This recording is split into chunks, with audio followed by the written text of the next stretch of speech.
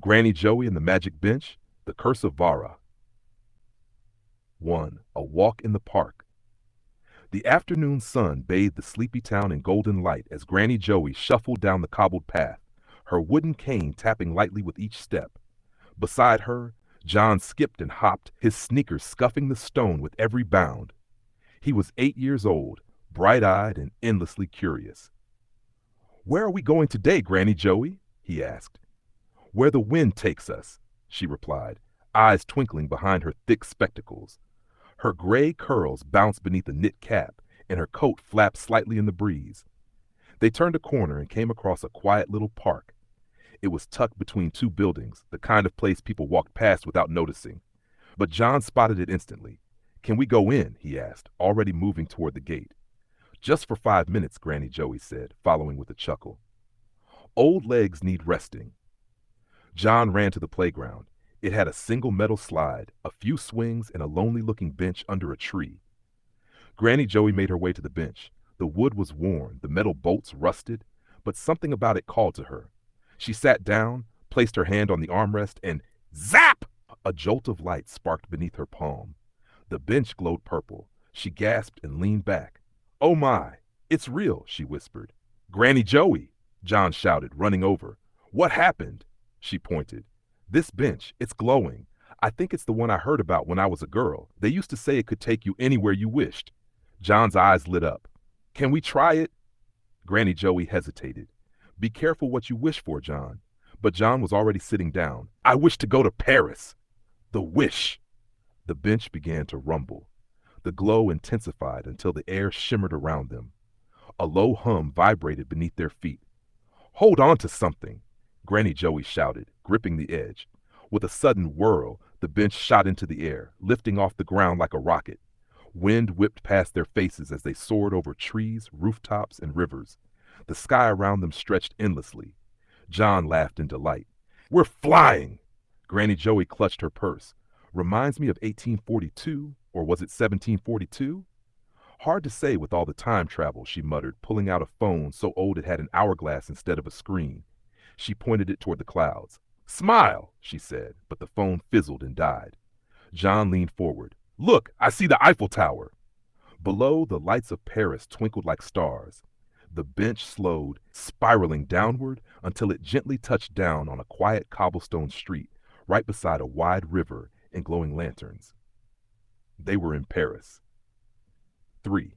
A sweet stop in Paris. John jumped off the bench and ran to the railing by the river. "This is amazing," he shouted. "Granny Joey, this is the best magic ever." Granny Joey smiled and looked around. "Let's find something sweet before we go." As if hearing her thoughts, the bench shimmered once more and gently transported them 2 blocks down the street, right in front of a macaroon shop. The window sparkled with towers of colorful pastries. Inside, the scent of vanilla and rosewater filled the air. They entered and were greeted by a small bell that chimed like laughter. They sat near the window. John chose lemon and raspberry. Granny Joey went for lavender and pistachio. Outside, the sky had begun to darken, not with night, but with something heavier. A sudden gust of wind slammed the door open. The shopkeeper's smile faded. The lights flickered. A figure stepped into the doorway. 4. Vara appears. She was tall and cloaked in midnight fabric. Her coat was lined with silver thread, her boots shining like obsidian. But it was her eyes, icy blue and glowing, that made the room fall silent. "I see someone has awakened the bench," she said, her voice sharp and cold. Granny Joey stood. "Who are you?" "I am Vara," the woman said, "the one who bound the bench with ancient magic. You've disturbed what should never have been touched." John stepped behind Granny Joey. "We didn't mean to. We just—" Vara raised her hand. "Silence." The air in the shop grew thick, heavy with magic. "You think the bench is a toy?" Vara said. "It's a key to great power, and it's mine." Granny Joey stepped forward. "Magic is for sharing, not hoarding." "Fool," Vara sneered. "You know nothing of what the bench truly is, but you will." With a flash of purple fire, Vara snapped her fingers.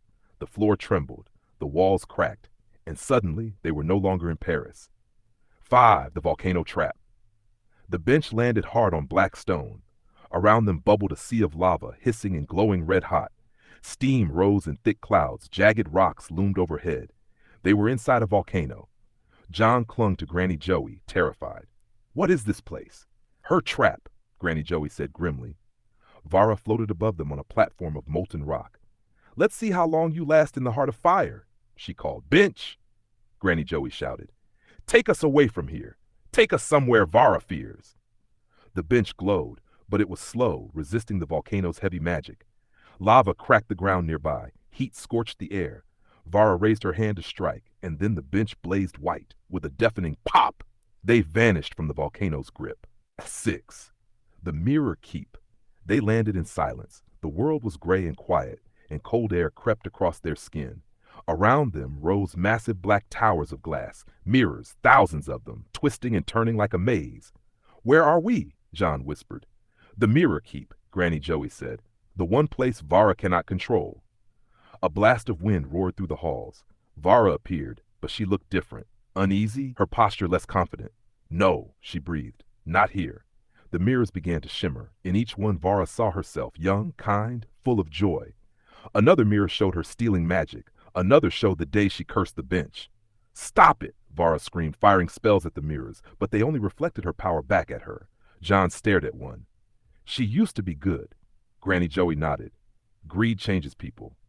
Vara fell to her knees, shaking. I didn't mean. I only wanted to matter. The mirrors closed in. The truth could not be avoided. Past 7, the final stand. Vara's voice turned cold again. No, I won't be judged. I will destroy this place. She lifted both arms and black lightning shot toward the mirrors. The bench began to shake violently.